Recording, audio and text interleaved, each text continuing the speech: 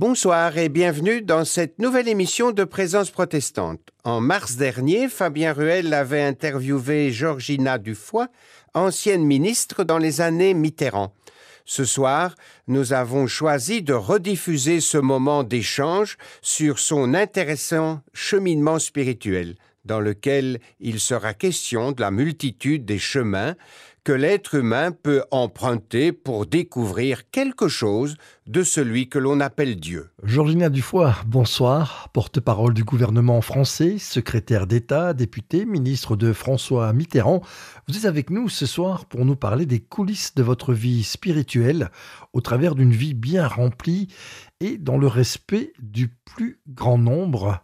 Quel a été votre cheminement ? Bonsoir et bonsoir à tous les auditeurs. J'ai toujours respecté le plus scrupuleusement possible l'aspect, je dirais, laïque de la fonction, c'est-à-dire l'aspect neutre de la fonction par rapport aux différentes prises de position spirituelles. Mais en fait, la grande histoire de ma vie, elle est d'avoir eu une rencontre intime, personnelle, merveilleuse avec la présence de Jésus-Christ, la grâce de Dieu. Et ceci s'est passé le 8 août 1988, alors que j'étais dans mon bureau et que dans un moment très particulier de la vie où j'étais à la fois, j'avais un bureau à Matignon et un bureau à l'Élysée, très rare en France, mais voilà, c'est pendant ce temps-là que la présence de Dieu est venue dans ma vie. Et qu'est-ce que cela a changé pour vous ? Ça a été fantastique. La personne d'après n'est pas du tout la même que la personne d'avant, mais j'ai continué à avoir des mandats publics ou semi-publics, je les ai abandonnés. Il y a plein de gens qui ont été ministres, il y a plein de gens qui ont été députés, il y a plein de gens qui ont fait tout ce genre de choses. Mais des personnes qui ont reçu la présence de Dieu en fonction sont plus rares. Et donc, je me suis dit que si je pouvais aider mes contemporains et si je pouvais témoigner de cette merveilleuse présence à mes contemporains, bah, c'était le moment. Et pour ça, il fallait que je sois libre de tout engagement public ou semi-public. Et c'est le cas. Et vous êtes le premier interview que je fais depuis ce moment-là. Donc, merci à vous. Tout le plaisir est pour nous en tout cas. Merci d'être avec nous ce soir. Quel regard portez-vous en tant que femme sur Jésus ? Écoutez, ce qui est frappant, c'est de voir qu'au travers de l'histoire, on a dit que Jésus n'aimait pas les femmes, alors que c'est exactement le contraire. Il a été extrêmement attentif aux femmes qui, à son époque, n'étaient pas très considérées par la société de leur temps. Et il a au contraire eu une attention et une affection pour les femmes qui est absolument magnifique. Donc je ne suis pas du tout mal à l'aise en étant femme et en étant follower de Jésus-Christ. Et donc j'ai vraiment le goût de suivre ce qu'a fait cet homme très particulier quand il est venu sur la terre il y a maintenant 2000 ans. Et cette venue a été tellement importante qu'on compte encore les années en fonction de cela. Et pour moi, suivre Jésus, aussi bien comme homme que comme femme. En tant que femme, je suis très confortable avec la pensée de Jésus de Nazareth. Et tout ce qu'il dit peut être épanouissant pour toutes les femmes. J'ai une attitude par rapport à Christ qui n'est pas très commune. Je me sens ni catholique, ni protestant, ni évangélique, ni orthodoxe. Je me sens un follower de Jésus de Nazareth. C'est-à-dire qu'au fond, le centre de ma vie, l'amour de ma vie et l'objectif de ma vie, il est autour des paroles de Jésus. Ce qui fait que je suis j'aime beaucoup, beaucoup la Bible, mais la partie la plus importante pour moi, c'est les paroles de Jésus. J'ai une Bible avec les paroles de Jésus en rouge pour bien les distinguer de tout le reste. Et j'ai basé ma vie là-dessus. En tant que femme, je suis très bien avec ces paroles, très confortable. Donc, je comprends pas très bien pourquoi, au travers de l'histoire, on a à ce point-là minimisé les femmes qui étaient autour de Jésus et à qui il a parlé. Georgina Dufoy, dites-nous, qu'est-ce que la présence de Jésus, sa personne, a apporté dans votre vie ? C'est une vraie question et c'est une question de tous les jours. Le fait d'avoir rencontré cette présence a eu pour effet en moi de me donner une joie, une paix tellement différente de celle que j'avais auparavant que je me suis appuyée complètement sur cette joie et sur cette paix et sur l'amour des personnes qui étaient autour de moi. Et c'est complètement différent.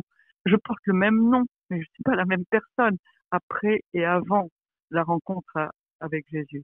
Donc c'est cette personne d'après qui a été encore dans la vie publique et qui n'a pas eu les mêmes réactions. Je vais vous donner un exemple. J'ai été accusée pendant 7 ans dans l'histoire du sang contaminé. Je savais très bien que nous n'avions pas fait ce qui nous était reproché. Néanmoins, le fait d'être accusé, c'est quelque chose qui vous challenge beaucoup, qui est assez particulier. Les gens qui vous détestent, les gens qui vous crachent dessus, c'est quelque chose d'assez spécial. Ce que j'ai vu, c'est que le vivre avec la présence de Christ en moi, et puis avec mes yeux fixés sur qui il est, non seulement ce que j'ai vécu n'était pas difficile, mais c'était un merveilleux entraînement pour aller vers Jésus plutôt que d'aller vers les critiques et vers le monde. Donc vous voyez, c'est pas du tout la même personne. J'ai vécu cela avec une immense peine pour les gens qui avaient souffert, mais j'ai vécu ça dans mon cœur avec de la paix et même de l'amour pour les gens qui m'accusaient. Alors c'est complètement différent. C'est pas pareil. On peut ne pas citer Christ, mais son cœur n'est pas le même. Donc effectivement, on a une attitude différente. Vous êtes d'une famille huguenote assez connue, une famille qui a combattu pour la foi. Est-ce que c'est par ce chemin-là que vous avez rencontré le Christ? Moi, on m'avait dit qu'il y avait un Dieu d'amour, mais un Dieu d'amour qui faisait que mon père mourait à 23 ans. J'ai renvoyé tout ça aux oubliettes et j'ai dit, mais c'était une blague, donc on n'en parle plus. Ce qui fait que je n'étais pas du tout dans la foi, mais pas du tout. Il n'y avait pas de foi dans ma vie. On peut dire que j'étais athée, quoi. Mais quand le Seigneur est venu dans ma vie, il est venu en utilisant des canaux tout à fait différents. Il a utilisé le canal d'un monsieur pentecôtiste qui était venu à la fois à la fin de sa vie. Il a utilisé le canal de l'évêque catholique de Nîmes, pour moi la parpaillotte. C'était assez bizarre parce que c'était pas du tout une habitude, mais il s'appelait Jean Cadillac et il m'a aidé à me dire, tiens, mais Jésus, le Saint-Esprit est vivant, il m'a dit. Mais moi, je savais pas ce que c'était que le Saint-Esprit. Et puis ensuite, il a utilisé des protestants. Donc, vous voyez, ça a été des canaux et ce sont des canaux différents. C'est pour ça que ne sachant pas comment me définir, je me définis comme un follower de Jésus de Nazareth.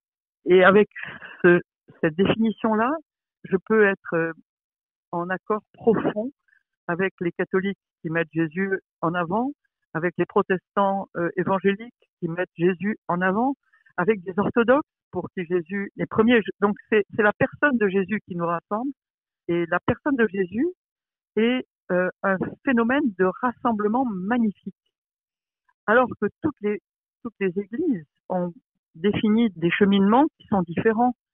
Bon, ben d'accord, les cheminements sont différents. Si Jésus est vrai, s'il est vraiment Fils de Dieu, s'il est vraiment venu sur la terre, vous pensez bien que c'est tellement grand que c'est pas un seul chemin. Voilà, donc le côté huguenot de ma vie est quelque chose qui m'a beaucoup déterminé, je dirais, en termes de valeurs, de culture, de façon d'être, mais pas du tout par rapport à la foi. Je parle pour moi. Il y a d'autres gens qui ont trouvé la foi dans cette tradition, mais pas moi. Par contre, elle est venue par d'autres canaux et j'en suis très reconnaissante. Georgina Dufoy, merci pour cet échange fructueux. On dit souvent que les chrétiens aiment le cœur à cœur avec la Bible. Est-ce que c'est votre cas? Le jour où le Seigneur est venu dans ma vie, c'est-à-dire le 8 août 88, il m'a donné le goût de la Bible peut-être une demi-heure après.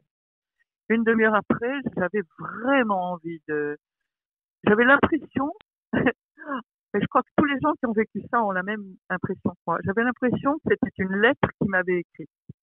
J'avais l'impression qu'il disait, mais vas-y, je t'ai parlé là. Et j'ai lu la Bible avec une joie. J'ai eu l'impression que c'était, voilà, qu'elle me nourrissait, qu'elle m'élevait, qu'elle m'agrandissait, qu'elle me donnait ce qui est merveilleux, c'est-à-dire la liberté. Et je crois que il y a une chose aussi qu'on dit pas très souvent quand on parle des gens qui aiment Jésus. On dit pas assez souvent qu'on trouve là la liberté intérieure. La Bible appelle la liberté des enfants de Dieu, mais c'est vrai, c'est réel, quoi. Quand je vois tellement de gens qui cherchent la liberté, je me dis, oh là, la vraie liberté, moi je l'ai trouvée intérieurement, dans les paroles de Christ. Et ça, c'est une chose qui me semble pour aujourd'hui.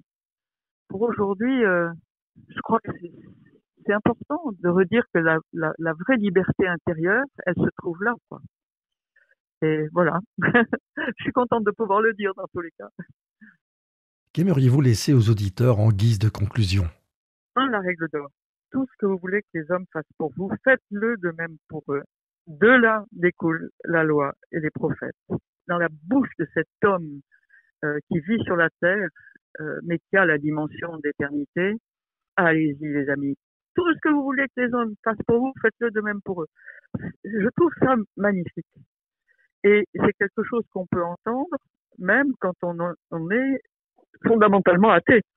C'est quelque chose qu'on peut entendre même si on est d'un tout autre chemin que celui de Jésus de Nazareth. Alors l'autre verset qui est de même est complètement synthétique. Maître, quel est le plus grand commandement de la loi? Et Jésus lui répondit, tu aimeras le Seigneur ton Dieu de tout ton cœur, de toute ton âme et de toute ta pensée. Ce qui est déjà d'ailleurs, ça c'est le commentaire de Georgina, c'est déjà très commode, mais bon, c'est la première chose qu'il répond.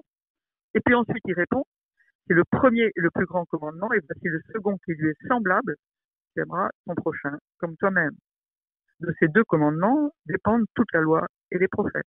Il fait ces deux réponses, il lie en même temps l'éternité et la vie la plus humble, la plus quotidienne, la plus simple.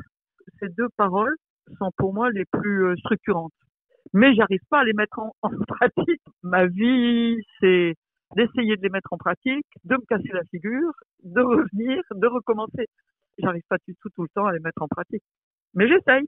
C'est l'étoile au bout de mon sillon. Georgina Dufoy, merci beaucoup. À très bientôt. Au revoir.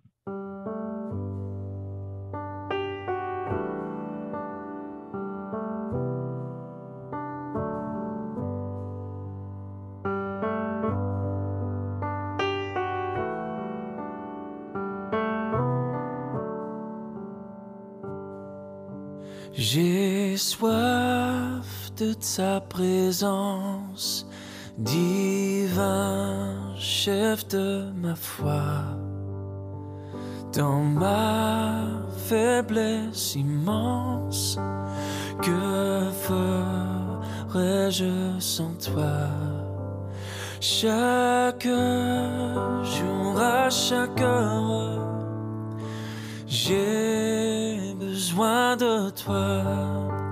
Viens Jésus et demeure auprès de moi.